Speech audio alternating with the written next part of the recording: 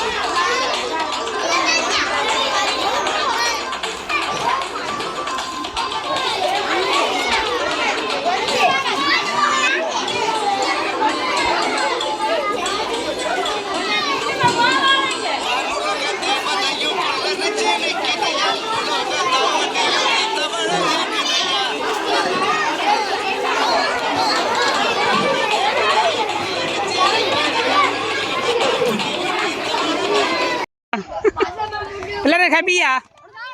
ஆ சந்தோஷமா எல்லாருக்கும்? சந்தோஷமா? சந்தோஷம் இல்லையா? ஓகே. இல்லை இல்லை அவையில ஒரு சந்தோஷத்துக்கு தானே.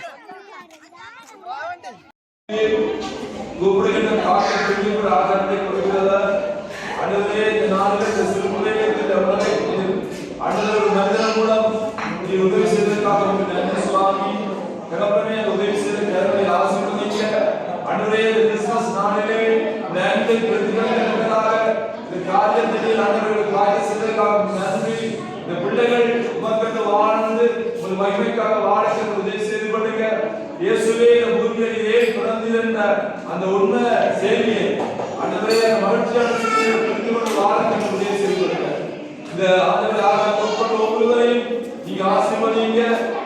உதவி செய்த ஒவ்வொரு கருணையும் ஆசீர்வதிங்க. இப்ப நான் ஜெபிக்கிறோம். திக்கற்றவர்கள் விதவைகள் அனாதைகள் நான் உலகத்தில் ஒவ்வொருவருக்கும் உணவு கொடுக்கும்படி நான் ஜெபிக்கிறேன். ஆசீர்வதியும் காத்துக்கொள்ளும் நன்மைகளால் திருப்தியாகும். ஒவ்வொரு பிள்ளைகளையும் நீரே இந்த பிள்ளைகளுக்காக ஜீவனை கொடுத்த தெய்வம். இந்த பிள்ளைகளுடைய பாவங்கள் அச்சுமத்துக்கான சிலுவையிலே மறைத்த தெய்வம். நன்மை வாழ்நாளெல்லாம் அவருடைய அனுபவிக்க உதவி செய்து கொள்ளுங்க. சிறியோர் பெரியோர் எல்லாரும் ஆசீர்வதிங்க. இயேசுவின் மூலம் ஜெபிக்கிறேன் உங்கள் பரலோக தகப்பனே. ஆமென். ஆமென். சாப்பிடுங்க.